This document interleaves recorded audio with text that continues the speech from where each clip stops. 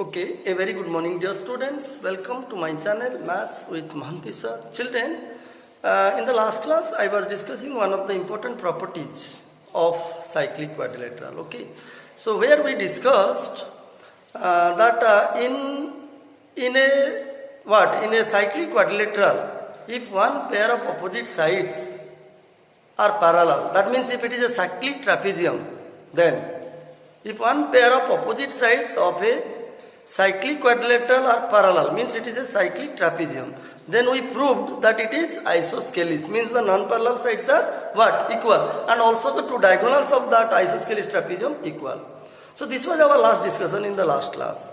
That means in a cyclic quadrilateral, if one pair of opposite sides are parallel, that means if it is a cyclic quadrilateral, a cyclic quadrilateral is always what? Isosceles. We have already proved, and the two diagonals of an isosceles trapezium are always equal. Let us discuss the converse situation and find out. Let us investigate the converse of this situation and find out whether the converse is true or not. That means if you see an isosceles trapezium, that means if you are given an isosceles trapezium, is it cyclic or not?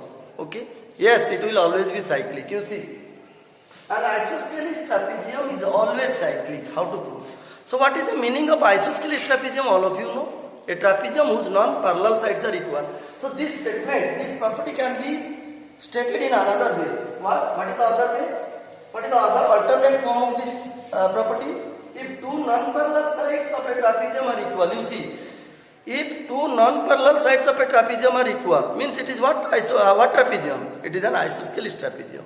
So if two non-parallel sides of a trapezium are equal, if two non-parallel sides of a trapezium are equal, then you prove that it is cyclic. So the two statements carry the same meaning. Both the statements carry the same meaning. An isosceles trapezium is always cyclic. But earlier what we had proved? We had proved that in a cyclic trapezium, the non-parallel sides are equal. Means cyclic trapezium is isosceles. So it is the converse. Cyclic trapezium is isosceles and the two diagonals are equal. Already we have proved. Now the converse is what you see. The converse is an isosceles trapezium. It will always be cyclic. How to prove? Okay. So this is the diagram. See the figure. Suppose you are given A, B, C, D. Given. Let me write the given.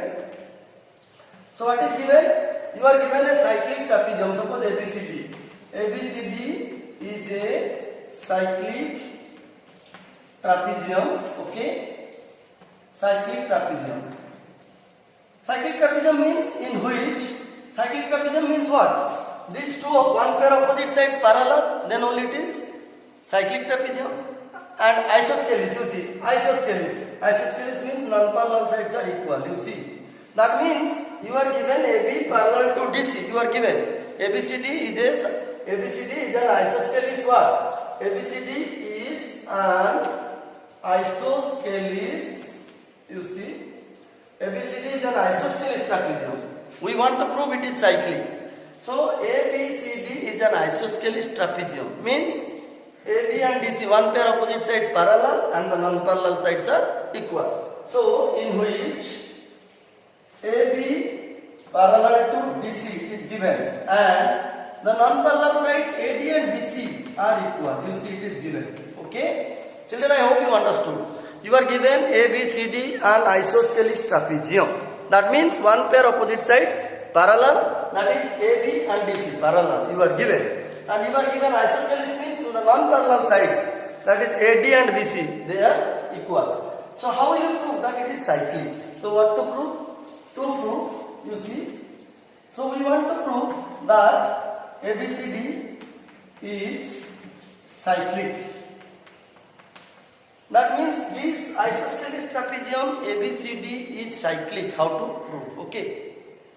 Now see children, in order to prove that this isosceles trapezium ABCD is cyclic, we have to do some construction. What is the construction? You draw two perpendicular. Suppose DE and CF are drawn perpendicular to AB. So write down the construction. Without construction, we cannot prove it. You see.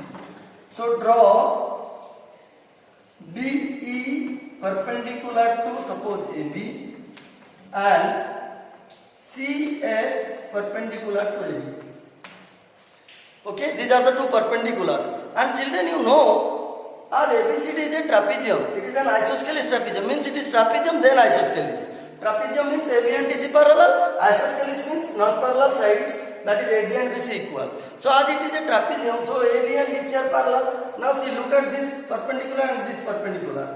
So DE and CF are what? They are the perpendicular distances between the two parallel lines AB and DC. And you know children, distance between what?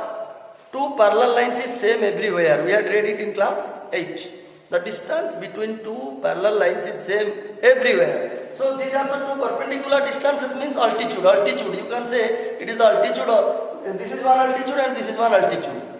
Altitude of the isosceles trapezium ABCD. So no doubt the length of DE will be equal to the length of CF, because they are the perpendicular distances between the two parallel lines AB and DC. So no doubt DE and CF will be equal. Okay. Now how will we prove that ABCD is a cyclic? This isosceles trapezium ABCD is cyclic. How to prove? Let us see. Let us come to the proof part. Okay. The proof is very simple, children. See. How to prove? How to prove that this isosceles trapezium ABCD is cyclic? Okay. Children, I think it is sufficient in order to prove that ABCD is cyclic. In order to prove that the isosceles trapezium ABCD is cyclic, it is sufficient if we can show that one pair of opposite angles supplementary. That means either angle B plus D equal to 180 degree or angle A plus C equal to 180 degree. If at all we can show that angle A plus angle C is 180 or angle B plus angle D is 180, then it will be cyclic, because you know what is a cyclic quadrilateral. If each pair of opposite angle of a quadrilateral is supplementary or their sum is 180 degree, then it is a cyclic quadrilateral. So in order to establish that ABCD isosceles trapezium is cyclic, it will be sufficient for us to show that angle B plus D equal to 180 or angle A plus C equal to 180. Now the point is how to show that angle B plus D equal to 180. Okay. Now see, children, you see, you are given AB parallel to DC. So write down AB parallel to DC. Now see, when AB parallel to DC, AD is what? AD is a transversal and AD is transversal. Okay. Now the point is, if AD is transversal, now look at this angle. Your CDA. Look at angle CDA. And look at angle, this angle. Angle DAB. Angle DAB. Look at these two angles. When AB and DC are parallel and AD is the transversal, this angle D and this angle A, they are a pair of what angles? Co-interior angles, or angles lying on the same side of transversal. So no doubt their sum will be how many degree? 180 degree. So therefore angle CDA plus angle DAB equal to 180 degree. What is the reason? The reason is your co-interior angles, or you can write angles lying on the same side of transversal. What is the reason? Co-interior angles, or angles lying on the same side of transversal. So they are supplementary and hence their sum will be 180 degree. Okay. So we proved that this angle plus this angle equal to 180 degree. But what is our aim? Our aim is to prove angle B plus D equal to 180 degree. See, if we can show that angle B plus D, because angle B and D are one pair of opposite angles of this isosceles trapezium ABCD. So if we can show angle B plus D is 180, then only it will be cyclic. But we got, see, we got angle A plus D equal to how many degree? We got angle A plus angle D equal to 180 degree. Now we want to show that angle B plus D is 180 degree. Now if we can show that angle A and angle B are equal, if we can show that angle A and angle B are equal, then automatically B plus D will be equal to 180 degree. As A and D, A plus D is how much? 180 degree. Now the point is, how to show this angle A equal to this angle? How to prove? Okay. In order to prove that angle A equal to angle B, you take the congruency of triangle DAE and CBF. You see, now you consider in triangle DAE, yes, DAE, in triangle DAE and triangle CBF. See children, if we can prove that these two triangles are congruent by any means or by any congruent condition, automatically angle A will be equal to angle B by CPCT. When these two triangles will be congruent by some condition, automatically angle A and B will be equal. It will follow by CPCT. Okay. And if we get angle A equal to B, then only angle B plus D will be equal to 180, because angle A plus D is 180 degree. So now let us find out how to prove these two triangles congruent. Let us find out their matching parts. You see, you are already given AD equal to BCC, DA equal to CB, it is given one matching part. DA equal to CB, it is already given. Okay. Now look at this angle. Look at the angle. See, this is perpendicular. D is perpendicular to AB. So angle DEA. Angle DEA. DEA will be equal to angle CF. This is also perpendicular. We have drawn construction. CF will be angle CFB. Both are how many degree? 90 degree. By construction, we have drawn perpendicular from vertices D and C on the side AB. So DF and C, DE and CF are perpendicular. Hence this angle and this angle both are 90 degree. Okay. Now what about DE and CF? DE and CF, they will also be equal. Just I was saying now, because DE and CF, they are the perpendicular distances between the two parallel lines. What? Your AB and CD. AB and CD are two parallel lines, and these two are perpendicular distances, and you know the perpendicular distances between two parallel lines is same everywhere. Okay, so DE will be equal to CF. You see, what is the region? The region is perpendicular distances between parallel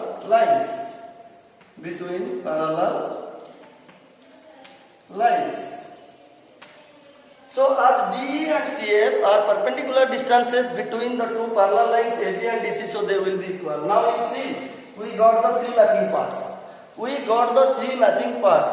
Which is sufficient to show that this triangle DAE and CBF are congruent. Now just tell me, which congruent condition does these three matching parts satisfy?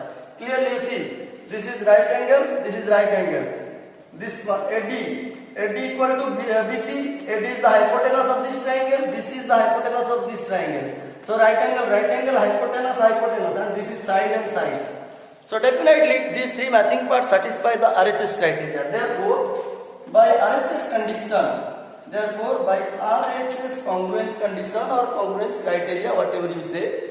So triangle your DAE will be congruent to triangle CBF. Okay. So now these two triangles are congruent.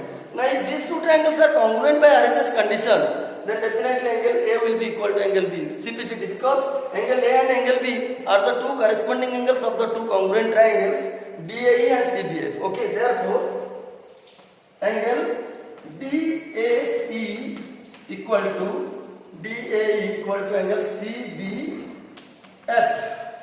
That means angle A equal to angle B. You see, angle A equal to angle B. So thus we proved. You see, thus we proved that angle A equal to angle B. You see. So angle DAE equal to angle CBF. That means therefore angle A equal to angle B. We proved it. But so we proved that angle A equal to angle B. But earlier we had proved that angle A plus angle B, this angle A plus angle B is 180 degree, because they are a pair of co-interior angles or angles lying on the same side of the transversal AD, as AB and DC are parallel. Earlier we had proved that angle A plus B equal to 180. Now we proved that angle A equal to angle B. So angle A equal to B, but we have already proved. But angle A plus angle D is already proved equal to how many degree? 180. So in place of angle A you just put B. Now B plus D, angle B plus D is how many degree? 180 degree. So what did we prove? Yes. Now we reached at the conclusion. That means we proved that angle B plus D is 180 degree. That means one pair of opposite angles supplemented. Therefore, one pair opposite angles of isosceles trapezium ABCD are supplementary because the sum is 180 degree. So as one pair opposite angles of this isosceles trapezium ABCD are supplementary, therefore no doubt ABCD is what? Therefore ABCD is your cyclic. Okay. So this is the complete proof. ABCD is cyclic. You see. So in this way you can prove that an isosceles trapezium is always cyclic. Okay. That means in a trapezium, if one pair of opposite sides are parallel and the other pair non-parallel, then definitely it will be cyclic. Okay. Children, I hope you understood the proof of this important property of cyclic quadrilateral. Okay. So nearly we have completed everything. Just one more property left in this chapter. One more property of cyclic quadrilateral is left. We will discuss it in the next class. Children, I hope you must have understood whatever I discussed. If at all it is true, if you think yes, the way Mohanty sir explains all the properties, I mean the geometrical truths, it is very simple and easy for us to understand. We are able to understand everything. Then I must say, children, you please hit the like button and subscribe my channel. Okay. So we shall again meet in the next class with the discussion of another property, important property, and then only the chapter circle will come to an end. Okay. And then we will go to some new chapter. Okay. Thank you.